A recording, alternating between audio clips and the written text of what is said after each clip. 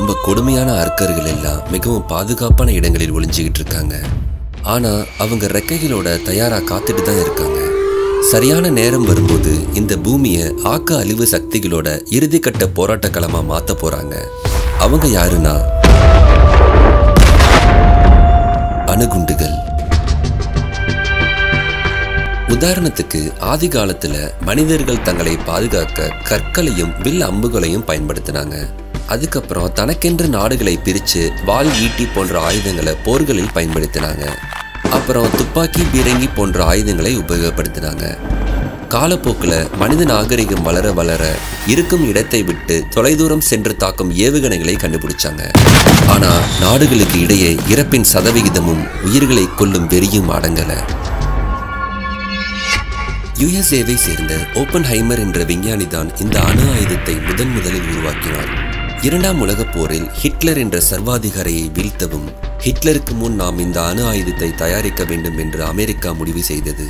Oppenheimer தலைமையில் அணு ஆயுதத்தை வெற்றிகரமாகவும் தயாரித்தது.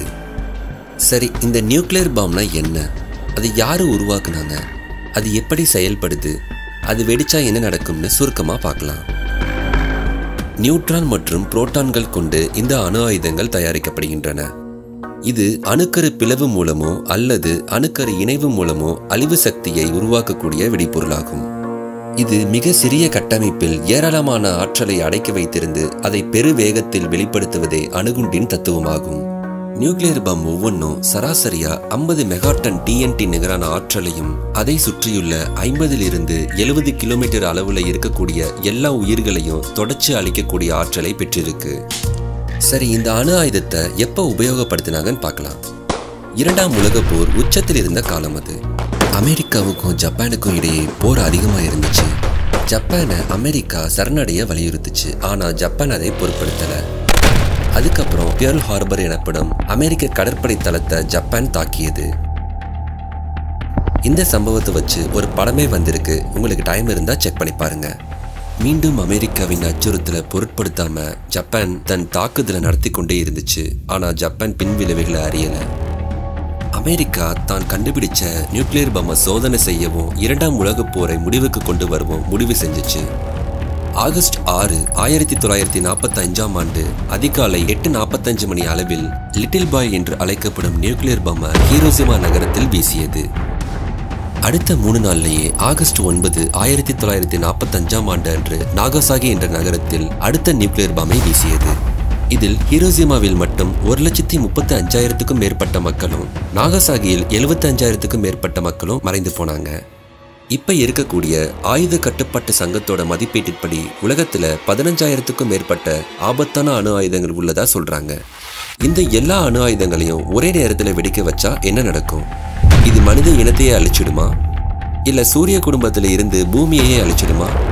அப்படி ஒரு வேலை நடந்தா இந்த உலகம் முழுவதும் கதிரியக்க சாம்பலா மாறும் என்பதுல எந்த மாற்றமும் இல்லை. இதை விட பயமுறுத்துற விஷயம் என்னன்னா, கம்ப்யூட்டர் மூலமா ஸ்டிமுலேட்டர் பயன்படுத்தி நியூக்ளியர் பாம்பை உலகத்தோட எந்த மூலைக்கு வேணாலும் வெடிக்க வைக்க முடியும். அப்படி ஆன்லைன்ல ஸ்டிமுலேட்டர் மூலமா உங்களோட வீட்டுக்கு கூட ஸ்டிமுலேஷன் அனுப்பி வைக்க முடியும். அப்படி நடந்தா யார் இதை பண்ணினாங்கன்னு நீங்க யோசிக்கிறதுக்கு முன்னாடியே நீங்க காத்துல கரைஞ்சு மாயமா மறைஞ்சு போயிடுவீங்க. இந்த உலகத்தையே அழிக்கக்கூடிய அணு ஆயுதங்கள் பொருளாதாரம் வாய்ந்த 5 முக்கியமான நாடுகள்கிட்ட இருக்கு. Russia, United states, France, Britain மற்றும் சைனா. இவங்க எல்லாரும் அவங்கள்ட்ட இருக்கக்கூடிய அணு ஆயுதங்களை கொஞ்சம் கொஞ்சமா குறைக்கிறதா சொல்றாங்க. மற்றும் India, Israel, north Korea, Pakistan போன்ற நாடுகள் இப்பதான் அணு ஆயுதங்களை அதிகப்படுத்திட்டு வர்றதா தகவல் வெளியாயிருக்கு. உலகத்திலேயே மிகவும் அதிகமான அழிவு ஏற்படுத்தக்கூடிய சக்தி வாய்ந்த ஆயுதங்கள் 90% வச்சிருக்கிறது ரஷ்யா மற்றும் USA தான். இவங்களோட அணு ஆயுதங்கள் ஒவ்வொன்றும் ஹிரோஷிமா மற்றும் நாகசாகியை விட 50 மடங்கு சக்தி வாய்ந்ததா இருக்குன்னு சொல்றாங்க. எடுத்துக்காட்டா USAல இருக்கக்கூடிய B-83 என்ற நியூக்ளியர் பாம்பு வெடிச்சா குறைஞ்சது 14 லட்சம் மக்கள் இந்த பூமியை விட்டு மறைஞ்சு போயிடுவாங்க. அது மட்டும் இல்லாம அதனுடைய வெப்ப கதிர்வீச்சுகள் 13 கிலோமீட்டர் வரைக்கும் பரவி 72 லட்சம் மக்கள் காயமடைவாங்க. அடுத்து ரஷ்யால இருக்கிற ஜார் பாம்பா என்ற ஹைட்ரஜன் நியூக்ளியர் பாம்பு தான் உலகிலேயே மிக பெரியதுன்னு சொல்றாங்க. இந்த செஞ்சு முடிச்சதுக்கு அப்புறம் சோதனையின் போது 60 கிலோமீட்டருக்கு மேல புகையை உருவாக்கி காளான் போன்று தோற்றமளிச்சிருக்கு. இது ஹிரோஷிமால விழுந்த லிட்டில் பாய் நியூக்ளியர் பாம்பை விட 3300 மடங்கு அதிகமான சக்தி வாய்ந்ததாகும். இப்போ ஒருவேளை நாடுகளுக்கு இடையே உள்ள ஒப்பந்தங்களை மீறி அணு ஆயுத தாக்குதல் நடத்தினா என்ன நடக்கும் தெரியுமா? சுற்றுச்சூழல் மோசமா பாதிக்கப்படும், வயல்வெளிகள் பாதிக்கப்பட்டு விளைச்சல் இல்லாம விவசாயம் மொத்தமா அழிக்கப்படும். அப்புறம் பஞ்சம் ஏற்பட்டு மக்கள் பட்டினியா இறக்க ஆரம்பிப்பாங்க. ஹீரோஷிமாவில் விழுந்த அணு ஆயுதத்தை விட 100 மடங்கு திறன் கொண்ட 2 அணு ஆயுதங்கள் வெடிப்பு மட்டுமே இந்த முழு உலகத்தையும் காலநிலை மாற்றத்துக்கு உள்ளாகி பேரழிவை ஏற்படுத்தும். கணினியோட கணக்கீட்டின்படி வளிமண்டல ஆராய்ச்சி தேசிய மையத்தோட நிபுணர்கள் சொல்றது என்னன்னா, ஒருவேளை இந்தியாவுக்கும் பாகிஸ்தானுக்கும் இடையே அணு ஆயுத போர் நடந்தா முதல் தாக்குதல்கள் கண்டிப்பா பெரிய நகரங்கள்ல தான் நடக்கும். அப்போ வான்வெளி முழுவதும் புகை மண்டலமாக மாறிடும். வெவ்வேறு மாநிலங்களுக்குள்ள தாக்குதல்கள் அதிகரிக்க நாடு முழுவதும் வெப்பம் சூழ்ந்து உண்டான புகை சூரியனை மறைத்து முழுநேர இரவு பொழுதாகவே மாத்திரும். இதோட விடாம ரசாயனங்கள் காற்றில் கலந்து பின் ஓசோன் படலம் உடைக்கப்பட்டு புற ஊதா கதிர்கள் உள்ளே நுழைந்து தாவரங்கள், கடல் உயிரினங்கள் அனைத்தையும் அழிக்கக்கூடிய திறன் வாய்ந்ததாக மாறிடும். கூடுதலா 6.5 டன் கதிரியக்க பொருட்கள் வளிமண்டலம் முழுவதும் பரவ ஆரம்பித்து அமிலமலையாக மாறி உலகம் முழுவதும் பெய்யத் தொடங்கும். இதனால 200 கோடி மக்களுக்கு மேல் பசி மற்றும் பட்டினியால் இறந்து போவாங்க. இரு நாடுகளுக்கு இடையே போர் நடந்தாலே உலக மக்கள் தொகையில் 1/3 பங்கு மறைஞ்சு போவாங்க. அப்படின்னா உலகப்போர் ஏற்பட்டா உலகம் முழுவதும் அணுக்கதிர் பரவி அனைத்து உயிர்களும் இறந்து மறைந்து போறது சாத்தியமே. இந்த காரணத்தால் மட்டுமே உலக நாடுகள் அனைத்தும் அணு ஆயுதங்களை உபயோகிக்க தடை விதிச்சிருக்கு.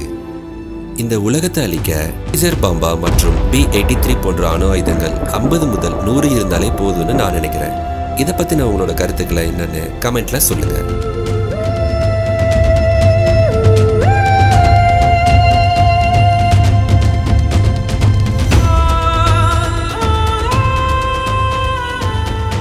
உங்களுக்கு இந்த வீடியோ பிடிச்சிருந்தா லைக் பண்ணுங்க அண்ட் சப்ஸ்கிரைப் பண்ணுங்க. மறக்காம பெல் பட்டனை கிளிக் பண்ணிக்கோங்க. அப்பதான் நாங்கள் போடுற வீடியோஸ் உங்களை தேடி வரும். நன்றி.